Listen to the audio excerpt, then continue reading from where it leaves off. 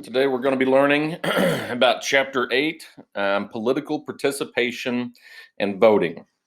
And essentially, what we're trying to get to today is to get an idea of how Americans are going to participate, what those forms of participation look like, and when it comes down to it, what kind of Americans actually do participate. All right. So let's talk first about what political participation is. Number one, it is political activities such as voting, contacting political officials, volunteering for a campaign, participating in a protest, whose purpose is to influence government. And essentially, participation is just that. It's trying to influence government, and it's trying to do so more from the ground up. In most cases, what we're essentially going to see here today is that the bare minimum thing that you can do to participate politically is to vote. That is the absolute bare minimum, and we will make a big deal about it, and we will strongly encourage people to vote. But essentially, that's simply the entryway into political participation. So let's talk about some of these ways that you can begin to participate. Lobbying.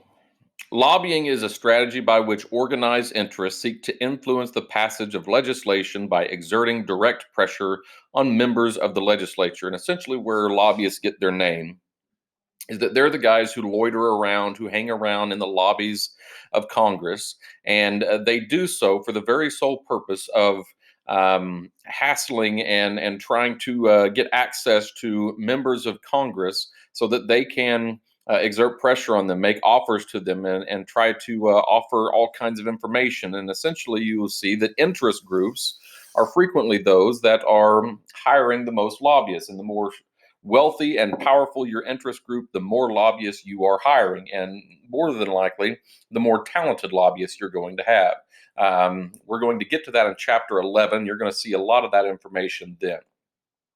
Another term that you need to know is what's called public relations, or PR.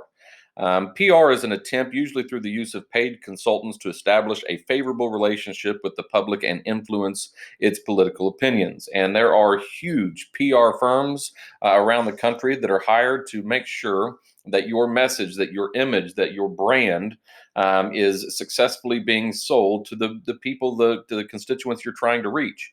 And PR people will also have easy access to things like polls and et cetera, that lets them know how people of a certain demographic or people in a certain area or things of this nature, how they feel about things. And essentially, PR ends up being a really, really important part of the whole political process. Another form, litigation. Okay, litigation is a lawsuit or a legal proceeding. As a form of political participation, it's an attempt to seek relief in a court of law. And there are some interest groups whose forms of political participation is very much tied up in litigation. On the more liberal side of things, you would have the very famous ACLU, or the American Civil Liberties Union. Or on the conservative side of things, you have the ACLJ, or the American Center for Law and Justice. And both of these things, these organizations are there specifically to bring suit and to argue from the lowest courts to the highest courts your civil liberties and things of this nature as it relates to whatever that political purpose is. Another form is what's called protest. Protest is participation that involves assembling crowds to confront a government or other official organization. And obviously,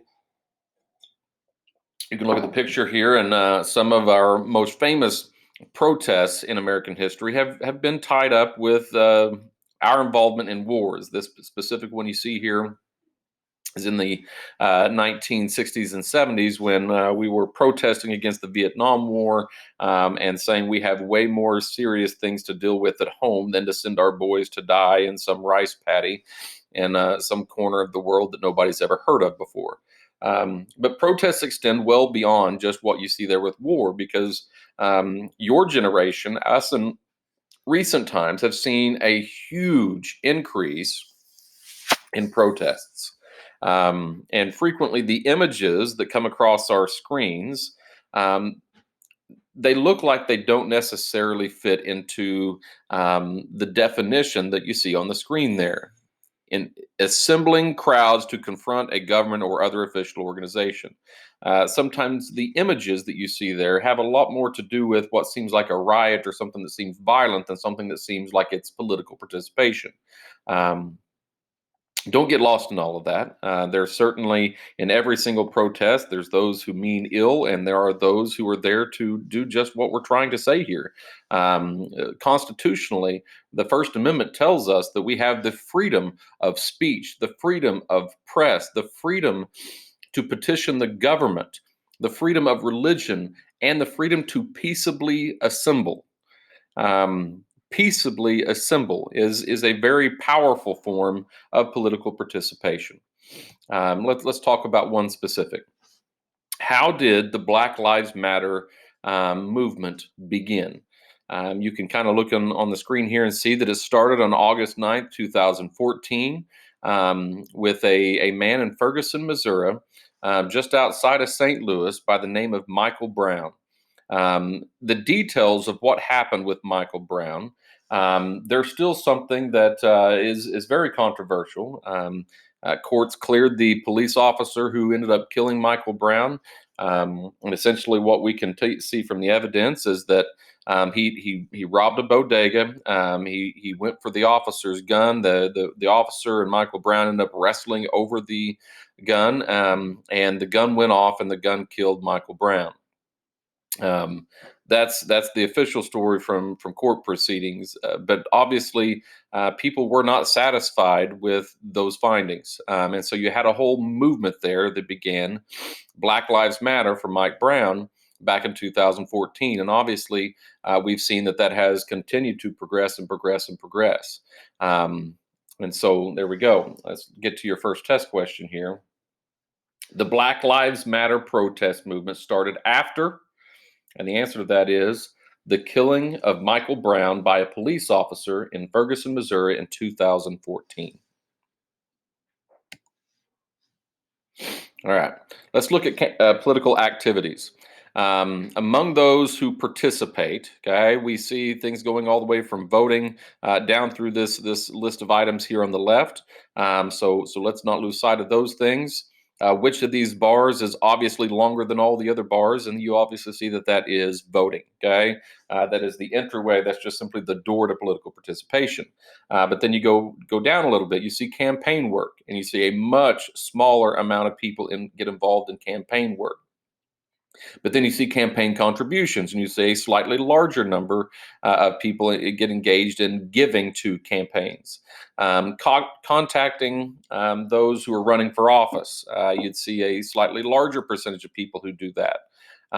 Protesting, and then you see a much smaller number of people doing that. I think if this was a little bit more up to date, you'd see that people engage in protests at a probably higher tick than what they used to. Informal community activity, you see there at a bar of about 17.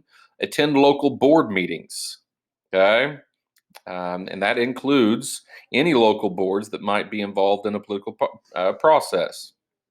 Could be your school board, or be a member of a local board. You see an extremely small number of people volunteer for that. Trust me, from experience, it is a thankless job that brings a lot of headaches. Or get affiliated with political organization. Now, notice that you have a higher bar on that one than you see on most of these others, except for voting. Okay. And then finally, attend a meeting of a political organization, which would, you see here, be at about a 29. Okay. Going to your local Republican Party meeting, your local Democratic Party meeting, and some things like that. All right. Let's see, voting rights. We're going to see that American history is essentially the story of expanding voting rights. Who can participate politically, starting at the ground level, which is voting. All right, let's go through some of this. So for Black Americans, it was only very shortly after being freed as slaves that you start to see Blacks having the right to vote. And bear in mind, there were isolated cases early in American history where freed blacks, could vote in northern cities and things of this nature. But Essentially, that's not going to happen until the 15th Amendment. But as you probably know from your American history classes, blacks actually participating politically and voting, even if it was legal for them to do after 1867, it was still a pretty rare thing, especially in the South. The Jim Crow South, they come up with a whole set of Jim Crow laws that would keep them from being able to vote. They had things like a grandfather clause. Grandfather clause meant that you could only vote if your grandfather voted.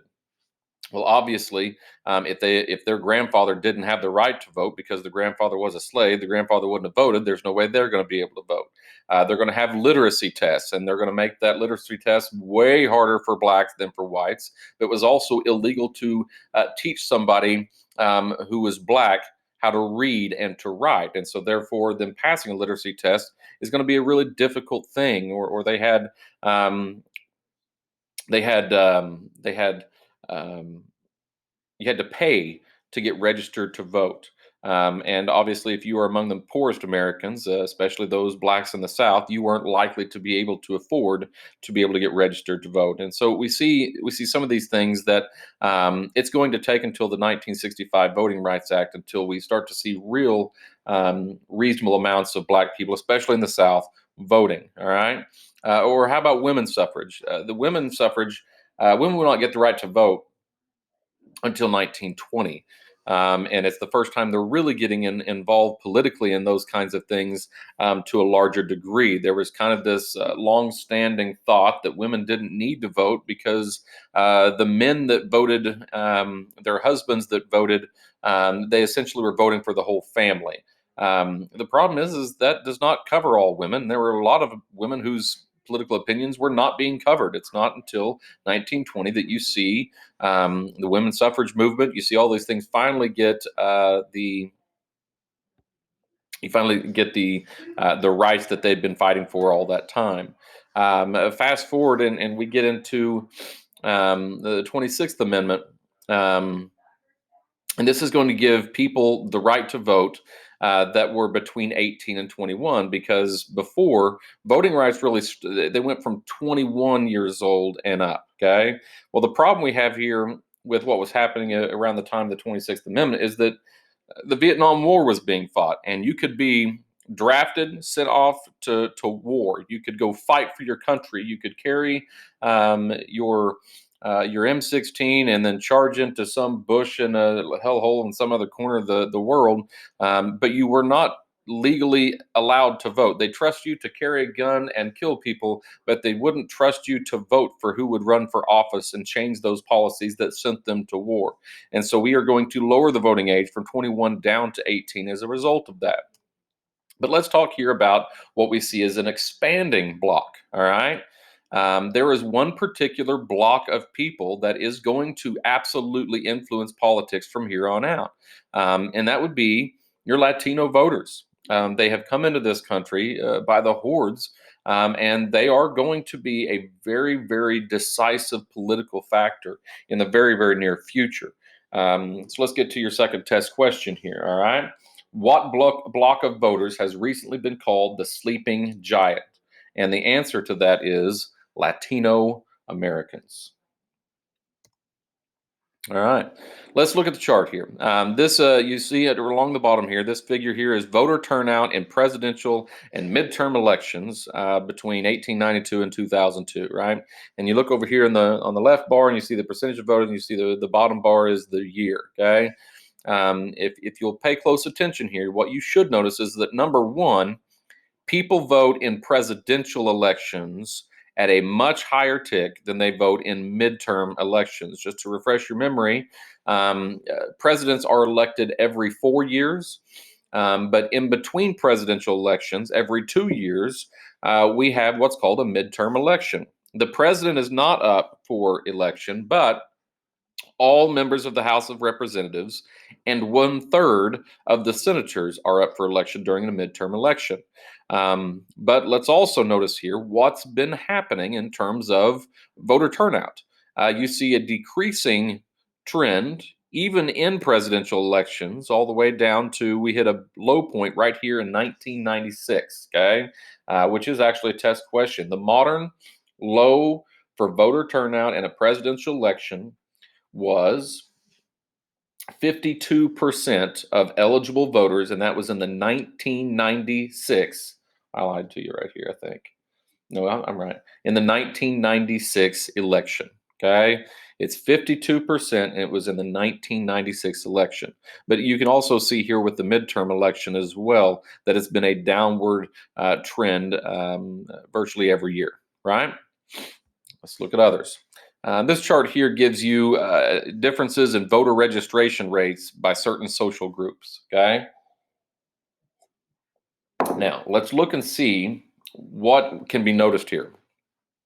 Well, number one, we see on this chart here college graduate, some college, high school graduate, some high school, and then grade school only.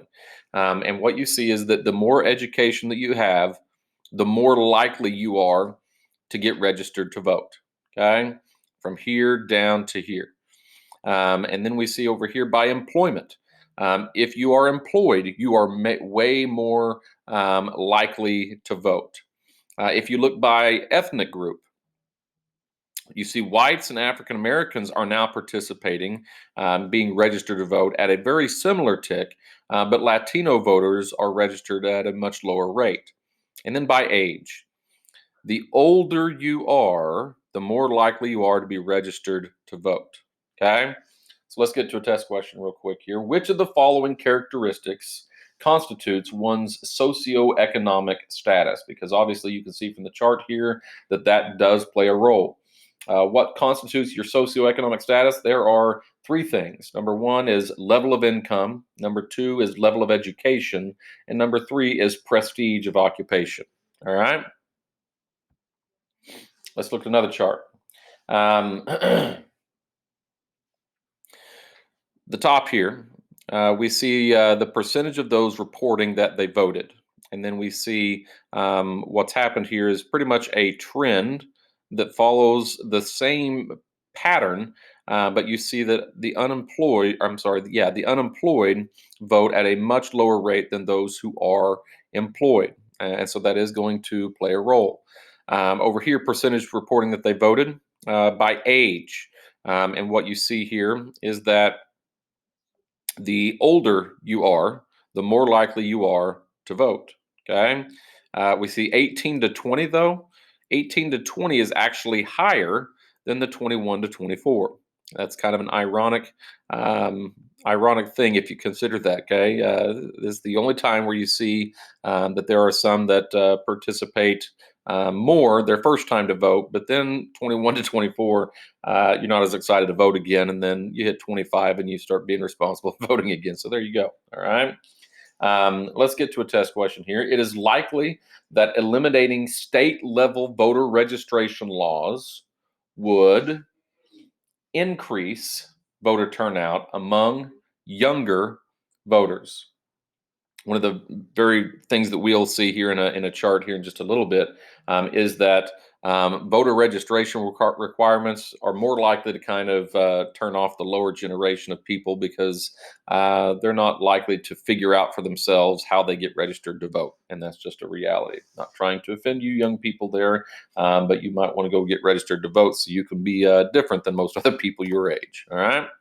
Let's look at a couple other charts. This on the left over here, on the top one says percentage reporting that they voted. And you'll notice here that we have whites at a higher number, but very similar to the rates of African Americans. And then a bottom line over here of Hispanic Americans who vote at a much lower tick. Or look over here at percentage reporting that voted. This is among those who have education. The less education you have, the more likely you are to have voted, not just registered to vote, but to have voted. All right. Which of the following statements about age and political participation is true? And the answer to that is young people are far less likely to participate in politics than older people. All right. Let's check this one out here. Why people do not vote. And if you look right over here, the overwhelmingly largest sector of this pie graph is those that just simply did not get registered to vote. Okay. Those that did not get registered to vote. Then you go down kind of from there. You see they did not like the candidates. They're kind of turned off by the whole election process. This little block right here, which is divided up between 8 and 8, which you see there is no reason in particular or not interested. And then you look at the next block over here, which is divided up among 3 sets of 7%. Voting was not convenient. They were working at the time or they were ill, has played roles. And then you look further up here, you see a new resident or not a citizen. We see at 6% apiece right there. Out of town, no way to get to the polls, no absentee ballot, or no opinion. Okay, these are reasons why people did not participate by voting. All right, now let's look. Political activity is highly correlated with income, whether that activity takes place online or offline. Okay. And if you look here, we see those that make the amount of money is registered along here on the bottom. And then you see percent of all adults. And the higher the household income we see over here, the more likely the more likely you are to participate politically in the whole process. But also notice the difference between the blue line and that darker color of blue line. Active offline is the darker line there, and then active online is those that are there. And what we're seeing in more recent years is that online political participation is now the chief way that we feel like we get involved. Social media and others have increased our opinions. I'll just leave it at that. Has increased our opinions heavily, but not necessarily increased the amount of actual activity that we're engaging in. Let's give you a test question here. Approximately what percent of Americans lack high-speed internet access in their homes? Okay, and the answer to that is about 20%. 20% of America lacks high-speed internet access in their homes, and we see that in pretty much all areas. You look among our student population here at Wyandotte, it's actually about 25%, but nationwide, it's about 20% of Americans that lack high-speed internet access in their homes. All right, let's look at another one. The chart you see over here at the top left is the response to what is your present religion, if any. All right. Now, what is your largest group? Well, your largest group is going to be those who are Protestant Christians. Okay, you see them there at 27.9%. Now, that number, just so we're clear on this, used to be much higher. If you look at the second place right there at 26.5%, that's the nothings or the nuns. Okay, they have no particular religious affiliation at all, and it's this number here that has absolutely been on the rise. And please notice though that that's different than those who are that consider themselves to be atheists. Atheists are only at about 17%. It's the nothings or the nuns that are actually the real growing quadrant. The nuns, they're not necessarily atheists. It's just that religion does not play a major part of their life. It's not something they think about regularly. You see over from there, you see Catholics here, you see the other here, and we can kind of see together here, this is what America looks like in terms of religion, right? Now, look at the other chart. And what do you notice here? This chart indicates that liberals are increasingly likely to have no religion. It is this growing sector right here that matches with this growing sector right here.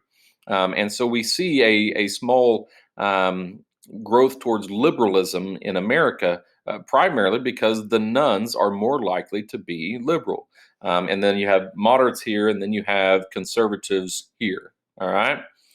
So let's get to your last couple test questions here, real quick. Which statement about religion and political participation is correct? All right. The answer you're looking for there is that religion has played an important role in organizing political participation. If you can remember from your U.S. history classes, especially in the 80s and the early 90s, the religious right, the Christian Coalition, the moral majority. They had all kinds of different groups and names that they went by, but religion has typically played a huge role in organizing political participation. And then your last question is going to be this, and it's kind of not related that much, but you're going to want this information before you get to the next chapter. So I'm just going to go ahead and give you the answer to the question. All right. About what percent of U.S. senators and U.S. representatives serving in Congress are women? Okay. What percent of U.S. senators and representatives in Congress are women? And the answer to that is about 20%. Now, consider for just a second, what percent of the overall population of America do women make up? Well, this is kind of a duh question. They make up about 50%. 50% of our population is women, and yet they're only represented in Congress at a tick of about 20%. And I think you're going to see a pretty quick change in those kind of things. It's been a pretty quick change just to get it up to 20%. All right, that should be the end of your questions, essentially. So good luck, and we'll look forward to chapter 9 as it comes up here.